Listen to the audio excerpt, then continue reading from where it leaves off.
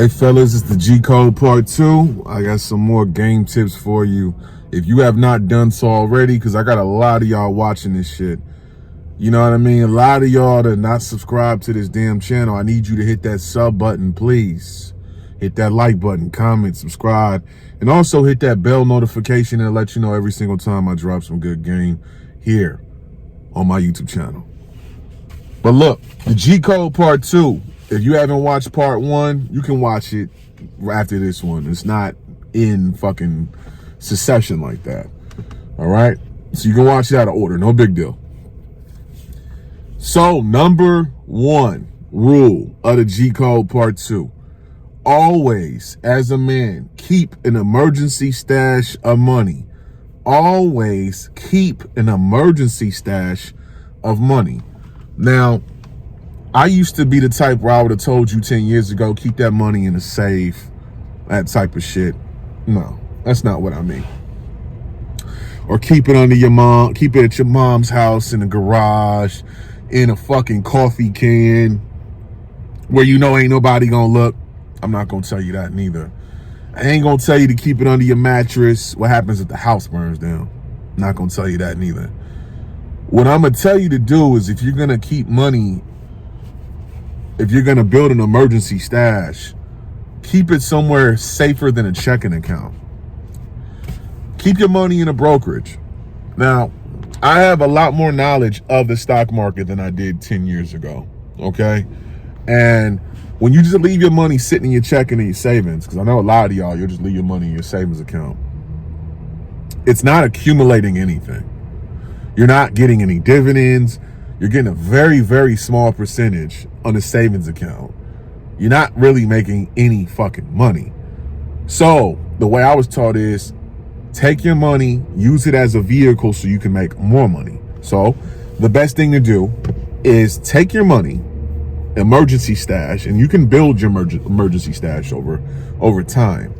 Get a brokerage, TD Ameritrade, Thinkorswim, Webull, whatever. You could even do Robinhood. Now, if you're not going to day trade, if you're just a person that's looking to accumulate some money, use those. But I would say Webull or Thinkorswim, TD Ameritrade. And start buying dividend stocks. There's a lot of them. Now, based upon how many stocks you own, you get paid a percentage. How many shares you own. So if you own 10,000 shares, you get paid a percentage out quarterly. Some of them pay monthly. Okay, so look into that. That's a good one to look into. As far as with your emergency stash, the best way to build it is, you might be saying, hey, I don't make a whole lot of money, I only make $500 a week.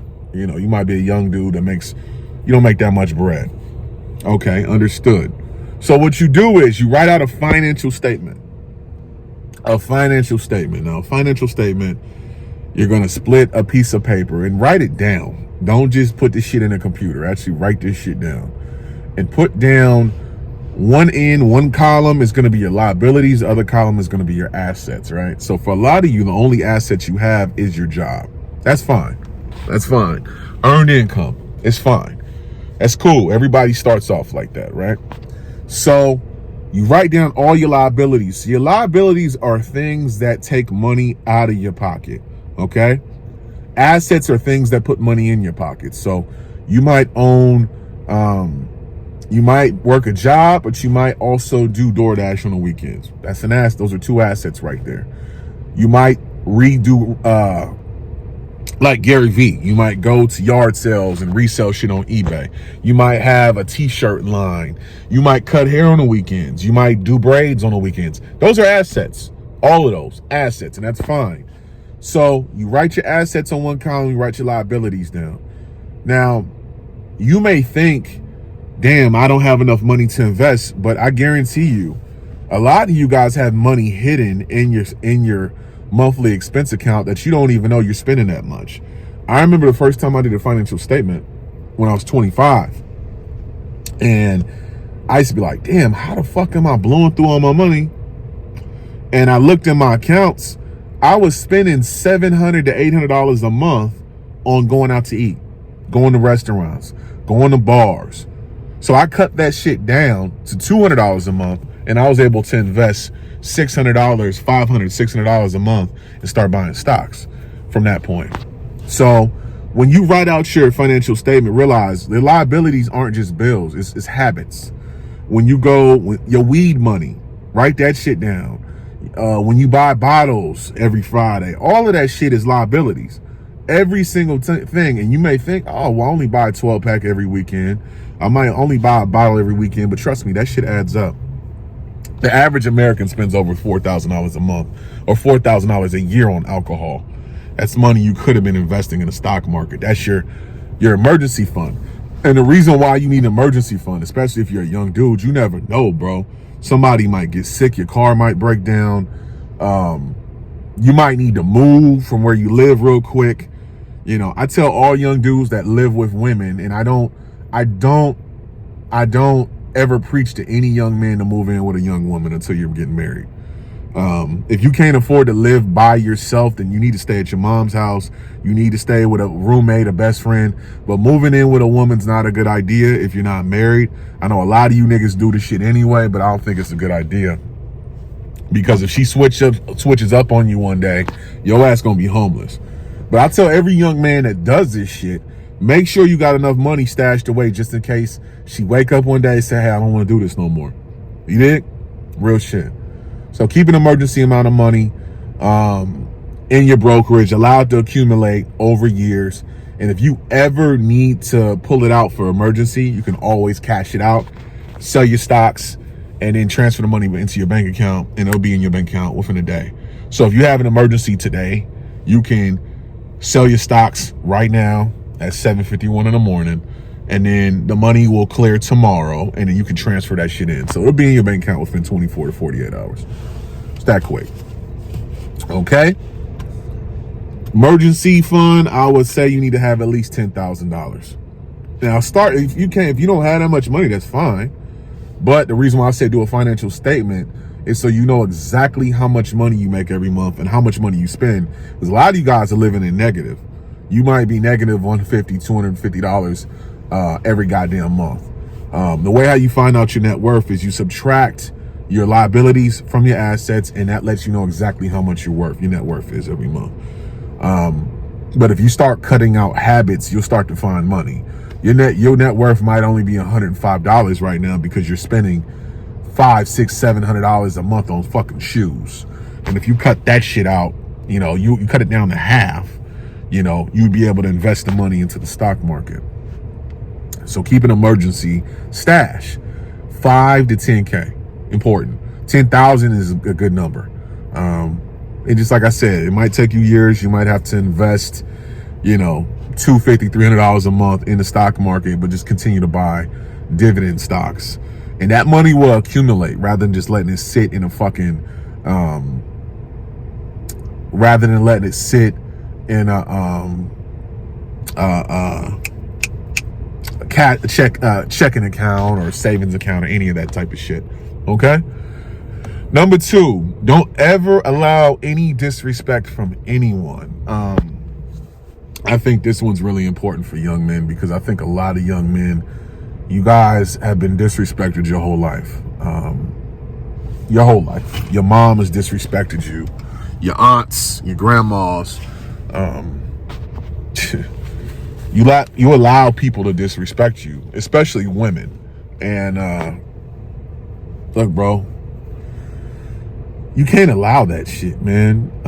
A lot of you guys allow women to get away with a lot of shit just because she got a pussy or just because she's fucking you or just because she's sucking you off and shit. And bro, sex is not... Quit allowing women to make you believe that she is the table just because she can fuck you. That shit is free. Bro, there's a lot of women out here. Like, there's nothing special about the way she sucked dick or the next woman that sucks dick or the next woman that sucks dick or this bitch's titties or this bitch's ass. Bro, they are tricking you young niggas into believing that they are commodities when most of these broads are liabilities. You know what I mean? So don't allow no disrespect from it. Next one is this. Lifting weights is the best fucking... Going to the gym and lifting weights is the best fucking therapy that you can do for yourself as a man. Going to the gym, lifting weights is the best therapy you can do as a man. You know, it's funny, man. No matter what's going on in your life, dude, no matter what, man, you might have lost your job, you might have lost a child to the streets, you might have lost your wife, you might have lost it all, man. Or you could be riding real high, but you have anxiety real bad. You know, the best stress reliever I do is coming to this place that I'm in front of right now in the morning and getting my workout on. Now, I know little punk ass, I see some of you niggas in the gym, y'all be doing these little punk ass workouts where you walk on the treadmill for 2 miles an hour while you're on the fucking phone. You fucking lift 2 reps and then you grab your phone for like 5 minutes. No, I'm talking about literally getting in here for an hour, hour and a half every goddamn day.